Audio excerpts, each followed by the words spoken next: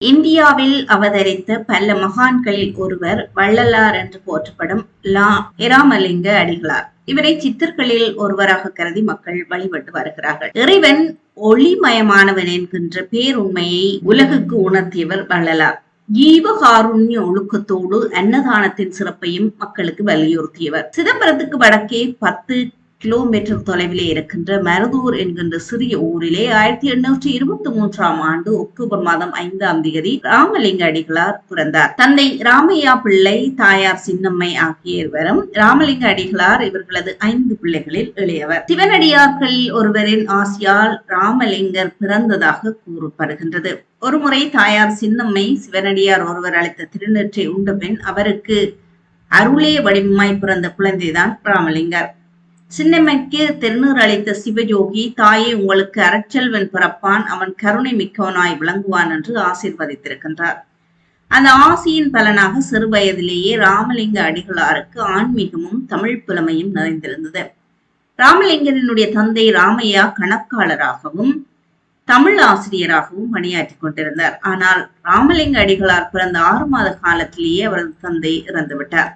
இதனால் குடும்பம் வறுமையில் சிக்கியிருந்தது. கணவரின் ஆதரவை இழந்த தாயார் சின்னம்மை தன் குழந்தைகளுடன் சென்னை அருகில் உள்ள பொன்னேரியிலே இருக்கின்ற தன் தாய் வீட்டுக்கு சென்று விட்டார். பிறகு பிள்ளைகளின் கல்வியை முன்னிட்டு அவர்கள் அனைவரும் சென்னையிலே குடியேறி இருந்து விட்டார்கள். மூத்தவரான சிதம்பரம் சபாபதி தமிழ் ஆசிரியராக இருந்தார். வீட்டில் பிள்ளைகளுக்கு பாடம் சொல்லிக் கொடுத்தும் வெளியிடங்களில் புராண சொற்பொழிவுகள் செய்தும் குடும்பத்துக்கு தேவையான வருமானத்தை ஈட்டினார். இதனால் குடும்பம் நல்ல நிலையை அடைந்தது. ஆனால் ராமலிங்கருக்கோ கல்வி கற்பதில் ஆர்வமில்லை. சென்னை கந்தக்கோட்டத்திலே இருக்கின்ற முருகனை சேவித்து பாடல்கள் பாடத் தொடங்கினார். இதனால் அவரது அண்ணன் சபாபதி தன் குருவான மகாவித்துவான் சபாபதி முதலியாரிடம் ராமலிங்கரை கல்வி கற்க அனுப்பியிருந்தார். ஆனால் ராமலிங்கருக்கு கல்வியில் ஆர்வமில்லை என்பதை அவர் அறிந்து கொண்டார். ஒருமுறை கந்தக்கோட்டத்தில் உள்ள முருகன் கோவிலில் ராமலிங்கர் பாடிய பாடலை கேட்ட சபாபதி முதலியார் வியந்து போனார்.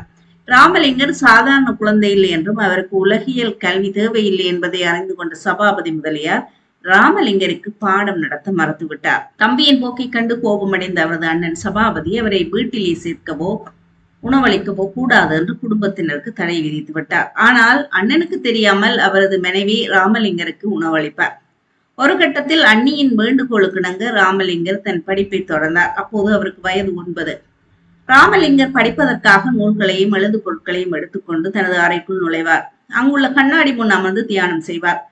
அப்போது மடை திறந்த வெள்ளமாய் அவருக்குள்ளிருந்து பல பாடல்கள் வெளிப்படும். ராமலிங்கருக்கு 12 வயது இருக்கும் போது ஒரு முறை அவரது அண்ணனுக்கு உடல்நலன் சரியில்லாமல் போனது. அதன் காரணமாக அவரால் ஆன்மீக சொற்பொழிவுக்கு செல்ல முடியவில்லை. தன்னால் வர முடியாத காரணத்தை கூட்டத்தினருக்கு தெரிவிக்கும்படி ராமலிங்கரை அனுப்பி வைத்தார். ஆனால் அங்கு சென்ற ராமலிங்கரோ அண்ணனுக்கு பதிலாக ஆன்மீக சொற்பொழிவை நடத்திவிட்டு வந்தார். அங்கு திருஞான சம்பந்தரின் தேவாட பாடல் ஒன்றுக்கு அருமையாய் விளக்கம் அளித்து விட்டு திரும்பியிருந்தார். அதன் பிறகே தம்பியின் ஆன்மீக திறன் அவரது அண்ணனுக்கு புரிந்தது. அன்று முதல் ராமலிங்கர் தன் விருப்பப்படி இருக்க அண்ணன் சபாபதி அனுமதி அளித்தார்.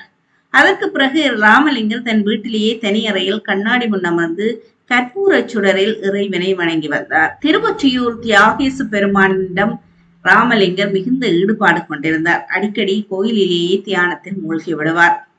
இப்படி ராமலிங்கம் அடிகளார் வாழ்ந்து கொண்டிருக்கையில் வாடிய பயிரை கண்ட போதெல்லாம் வாடினேன் என்று பாடினார் வள்ளலாராக மாறியது. 1867 கடலூர் மாவட்டம் வடலூரில் சத்தியஞான தர்ம சபை என்ற சபையையும் சத்திய தர்மசாலையை நிறுவினார். இங்கு வரும் அனைவருக்கும் 3 வேளையும் உணவு இலவசமாக வழங்கப்பட்டது. ராமலிங்கரின் சன்மார்க்க கொள்கைகளால் ஈர்க்கப்பட்ட மக்கள் அவரை வள்ளலார் என்று அன்போடு அழைத்திருக்கின்றார்கள். இப்போதும் வள்ளலாராகவே அவர் இருக்கின்றார்.